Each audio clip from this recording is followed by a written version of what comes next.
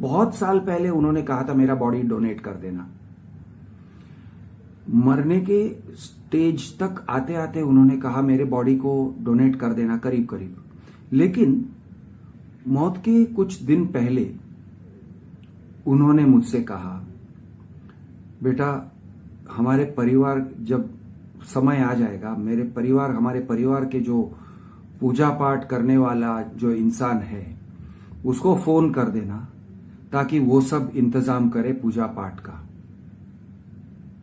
मैंने सुना, मैंने हाँ भी कहा, लेकिन उनके मरने के बाद मैंने उनको फोन नहीं किया। दरअसल उनका फोन आया था सामने से कि कृष्णा मैं आ जाऊं, ये यानी वो फिर उनकी बात ऐसी है कि वो एक बार आ जाएंगे तो फिर फुल ऑन पूजा पाठ होके ही रहना है, क्योंकि वो इतना ओवर पावरिंग है, उतना उनका प्रभाव इतना है फैमिली के ऊपर कि वो फिर स्मशान में ही पहुंचाएंगे और पूजा पाठ ही करेंगे और 11वीं 13वीं सब करेंगे।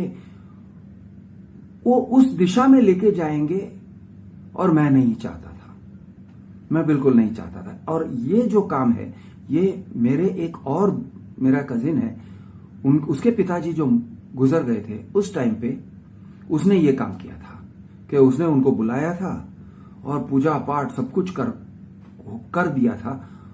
सब करने के बाद उसके स्मशान यात्रा में लेट पहुंचा था। वो अकेला बैठा हुआ था स्मशान में, वो चिता जल रही थी।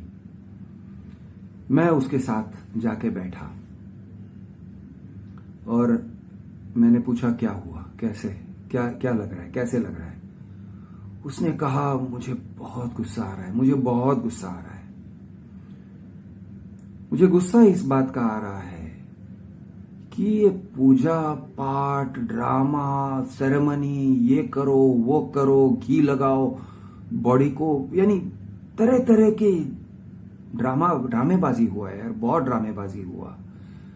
मौत की कोई डिग्निटी नहीं थी। वो रोया नहीं, गुस्से से ऐसे बॉयल हो रहा था, उसके अंदर से मुझे गुस्से का ये महसूस हो रहा था, स्टीम निकल रहा था।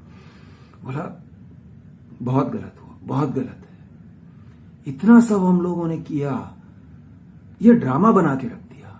उन दिनों में उसके घर में वापस खाना खा के जाओ। रात को हम लोग स्मशान यात्रा के बाद उसके घर गए और घर जाके खाना खाया, सभी फैमिली आए हुए थे। यानी बहुत इंतजाम करना पड़ा, किया। पड़ोसी के घर में, उनके घर में चूल्हा नहीं जलेगा, पड़ोसी के घर में से खाना पका के ले आओ। 11:30 12 बजे हैं, नहाने को बाथरूम फ्री नहीं है, स्मशान यात्रा में जाके आए हो, चलो मुंह धो लो, हाथ मुंह धो लो, ऐसे कान के पीछे धो लो और मान लेते हैं कि आपने नहा लिया। इसने कहा यार ये सब ड्रामेबाजी क्यों। और इस कजिन ने, जब मेरे डैड की मौत हुई, मैंने उसे फोन किया और कहा कि डैड गुजर चुके हैं और मैं सोच रहा हूं मैं क्या करूं सेरेमनीज के बारे में।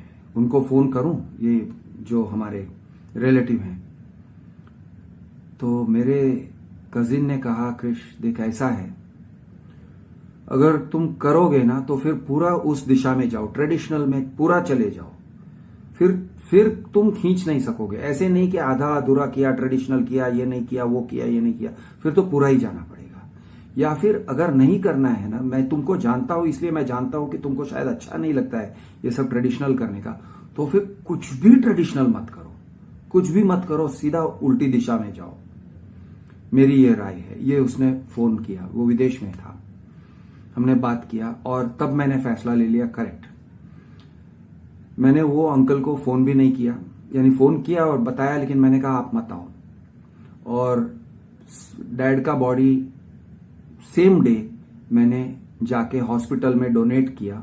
हॉस्पिटल में बॉडी डोनेशन होता है, फिर उसको मेडिकल स्टूडेंट्स यूज करते हैं। तो इस तरह से डैड का एक डाइंग विश मैंने पालन नहीं किया। मैं हूं आपका दोस्त कृष देवबंद नक्सल।